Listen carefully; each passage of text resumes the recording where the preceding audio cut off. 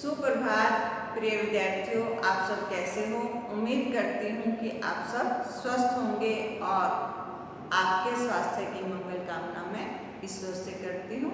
प्यारे बच्चों, आज मैं इस कक्षा में आपके समक्ष हिंदी की पाठ्य पुस्तक वसंत भाग 2 के पाठ 13 एक तिनका कविता को लेकर उपस्थित हुई हूँ।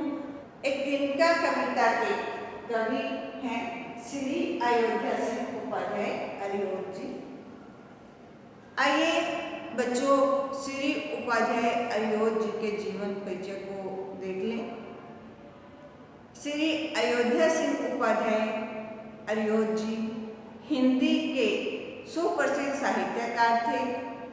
अरियोध जी का जन्म 15 अप्रैल 1865 ईस्वी को उत्तर प्रदेश के आजमगढ़ जिले के निजामाबाद नामक स्थान पर हुआ। वह हिंदी के सभापति रह चुके हैं और सम्मेलन में विद्या वाचस्पति की उपाधि से सम्मानित किए जा चुके हैं। प्रिय प्रवास अरियोध जी का सबसे प्रसिद्ध और महत्वपूर्ण ग्रंथ है। यह हिंदी की खड़ी बोली का प्रथम महाकाव्य है और इसे मंगला प्रसाद पुरस्कार प्राप्त हो चुका है। सन 1947 ईस्वी में अरियोध जी का देहावसान हो गया। ये मैंने आपको इनका संक्षिप्त परिचय बताया। आइए देखें इनके द्वारा रचित एक तिनका कविता में ये क्या कहना चाहते हैं। इन्होंने इस कविता में बताया कि कभी घमंड नहीं करना चाहिए। कवि यहाँ पर घमंड न करने की सीख देते हैं। आइए छोटा सा इनका संक्षिप्त सार भी देख लें। कवि यहाँ घमंड न करने की सीख देते हैं।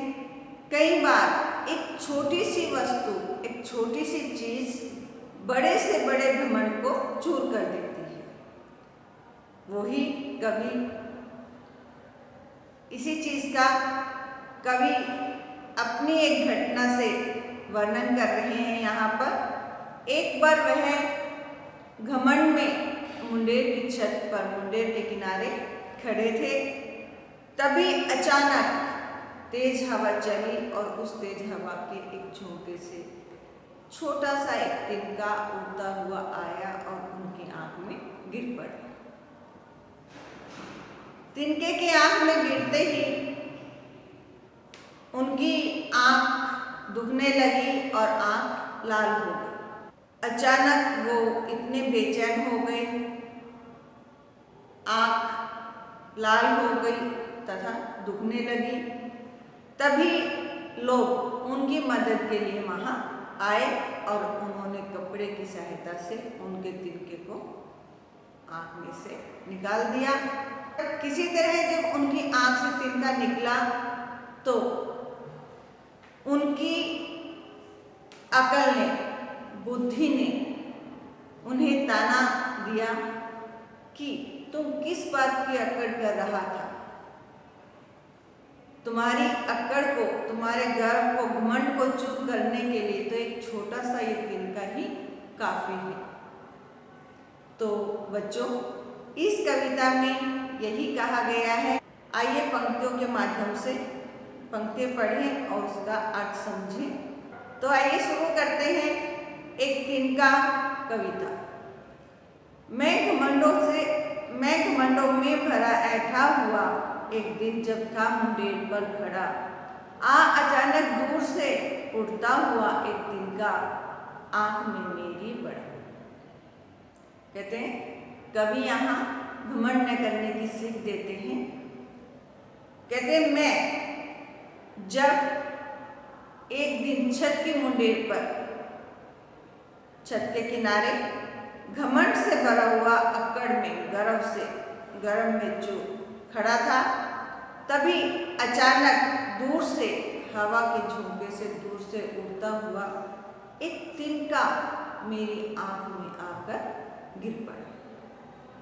तो यहाँ पर देखिए कवि ने अपने बारे में बताया कि हमें घमंड नहीं करना चाहिए, उन्होंने किया और उन्होंने इसके माध्यम से बताया कि हमें कभी घमंड नहीं करना चाहिए। आइए अब आगे की पंक्तियों की ओर बढ़ते हैं। कवि इन पंक्तियों में अपनी आंख में तिनका पड़ने से जो पीड़ा उत्पन्न हुई उनका वर्णन करना चाहता है। आइए देखते हैं, इन पंक्तियों को पढ़ते हैं और समझते हैं। मैं झिझक उठा हुआ बेचैन सा, लाल होकर आंख भी दुखने लगी, मूठ देने लोग कपड़े की लगे, ऐंठ बेचारी दबे पाँव भागी। कहते हैं कि मैं झिझक उठा, एकदम अचकचाहट हुई मेरे अंदर और मैं बेचैन व्याकुल सा हो गया, आंख मेरी लाल हो गई और दुखने लगी। मूठ, कपड़े की जो मूठ होती है, कपड़े को इकट्ठा करके एक रोल बना दिया जाता है, उससे लोग मेरी मदद के लिए आए और उन्होंने कपड़े की जो वो मूठ बनाई, उससे मेरी आंख में से तिनका निकाला और जो मेरी अक्कड़ थी, जो मेरे अंदर एक ऐंठ थी, जो मेरे अंदर एक अक्कड़ थी, गर्व था, वो बेचारी बेचारी सी बनकर दबे पांव चुपचाप वहां से चली गई। ये आपका एक मुहावरा है, दबे पांव भागना, चुपचाप निकल जाना, इसका अर्थ है। अब आइए अंतिम पंक्तियों की ओर चलते हैं। अंतिम पंक्तियों में देखिए कवि क्या कहना चाहते हैं।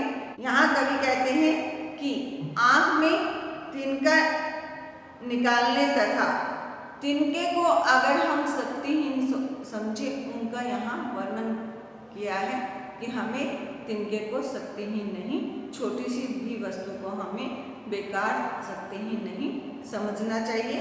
देखिए आइए पंक्ति पढ़ते हैं। जब किसी डब से निकल तिनका गया, तब समझने यूं मुझे ताने दिए, ऐंठता तू किस लिए इतना रहा, एक तिनका है बहुत तेरे लिए। कहते हैं कि जब किसी डब अर्थात उपाय से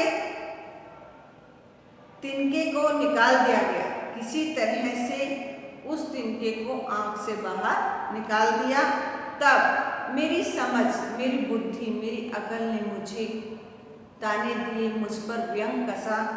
ऐंठता तू किस लिए इतना रहा, तू इतनी अक्कड़ किस लिए कर रहा था। एक तिनका है बहुत तेरे लिए तो एक छोटा सा तिनका ही बहुत है, उस ऐसी अक्कड़ तुम क्यों दिखा रहे थे।